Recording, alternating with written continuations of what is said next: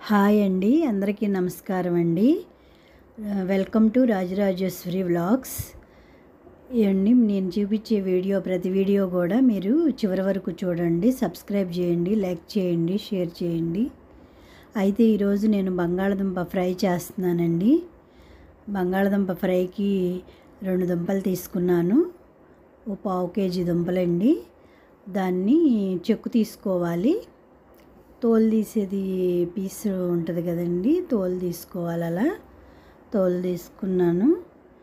దాన్ని చిన్న ముక్కలుగా కోసుకోవాలి, శుభ్రంగా కడిగేసి. అయితే ఈరోజు బంగాళదుంప ఫ్రై చేసి రసం పెడుతున్నానండి. టమాటా రసం కానీ లేదా చింతపండు రసం కానీ పెడతాను.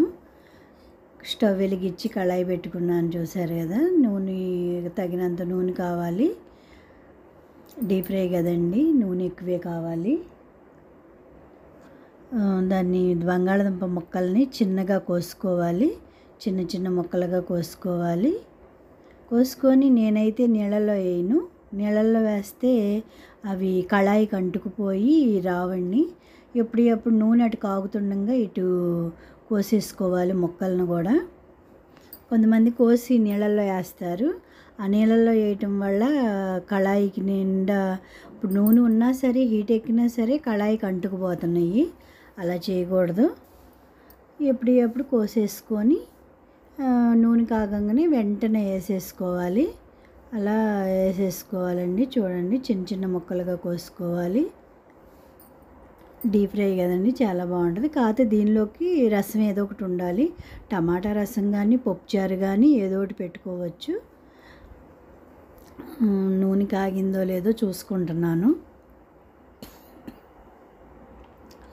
నూనె కాగిందండి, వేసేసుకోవాలి. ఈలోపు రెండు కాయలు కదండి, 2 దుంపలు కూడా కోసేసుకుంటున్నాను. నూనె కాగింది. ఫస్ట్ విడత, ఒక విడత అంటే 2 విడతలుగా వేపుకోవాలి. అంటుకుపోకోకుండా, మాడనీకోకుండా. ఆయిల్ కూడా ఇప్పుడు హీట్ ఎక్కిన ఆయిల్ కూడా ఎక్కువగా వాడతలేదు కదండి.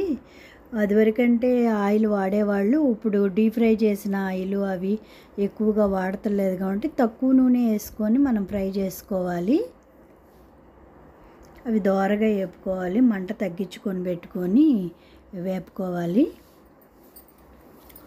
దానికి వెల్లుల్లిపాయలు కూడా కొంచెం దోరగా వేపి దానిలో వేసుకుంటే చాలా టేస్ట్గా ఉంటాయండి.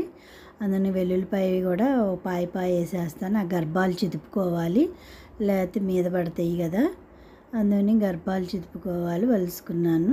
దగ్గరకు వస్తుంది, చూసారా. ఫ్రై కూడా అయిపోవచ్చింది. అటు పక్కన రసం కూడా పెట్టేసుకున్నానండి. మీకు టమాటా రసం ఒకరోజు చూపించాను కదా, అందుకని ఇప్పుడు నేను టమాటా రసం చూపించలేదు. అవతల గిన్నెలో కూడా నేను టమాటా రసం కాస్తున్నాను.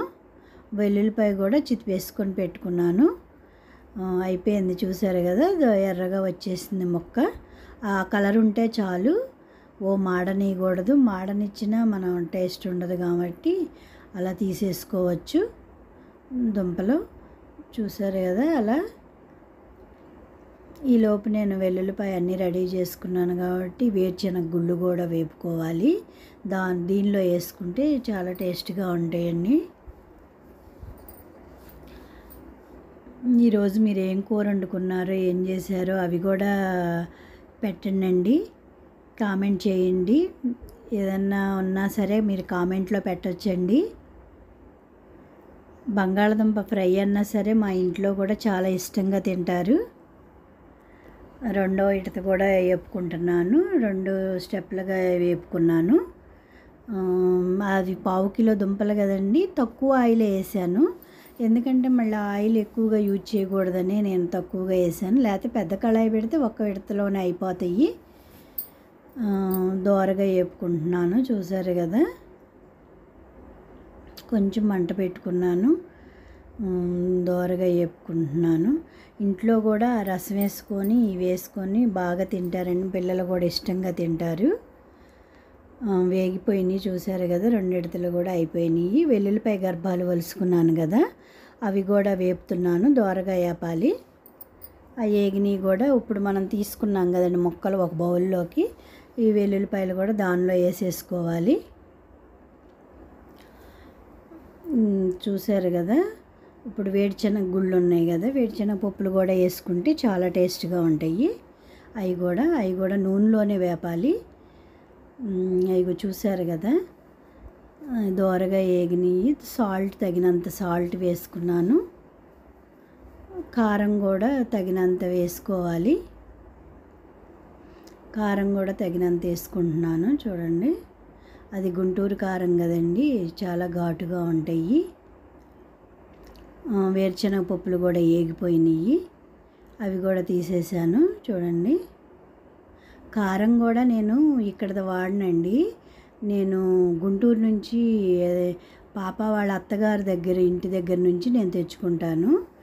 వాళ్ళ షాపులో మంచిది మసాలా కారం కూడా వాళ్ళు షాపులో అమ్ముతారు. పాప వాళ్ళ అత్తగారు వాళ్ళ మరిది గారిది షాపు, వాళ్ళే ఇస్తారు. కారం కూడా అక్కడదే తెచ్చుకుంటాను నేను. చాలా టేస్ట్గా ఉంటాయి. మా ఏప్రాలు వండే కూరలు కూడా చాలా టేస్ట్గా ఉంటాయి. ఏంటండి మీ రహస్యం అంటే, ఒకరోజు కారం వేస్తుంటే ఏంటండి కారం ఎంత స్మెల్ వస్తుంది, బాగుందంటే మీరు కూడా ట్రై చేయండి, ఈ కారం పట్టుకెళ్ళండి, గుంటూరు కారం కదా అన్నారు.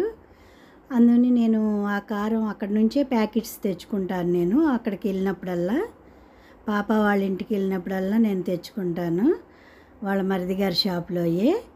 1 కేజీ తెచ్చుకున్నానంటే నాకు 2-3 నెలలు వస్తాయి. మళ్ళీ అయిపోయినప్పుడు తెచ్చుకుంటాను. ఈలోపు అయిపోతే కనుక ఇక్కడ మిల్లులో కారమే తీసుకుంటాను నేను. చూసారు కదా, కరివేపాకు కూడా వేపాను, కరివేపాకు కూడా వేసాను దానిలో. బంగాళదుంప ఫ్రై రెడీ అండి. వేడివేడి అన్నంలో బంగాళదుంప ఫ్రై వేసుకొని తినండి. రండి, లేకపోతే మా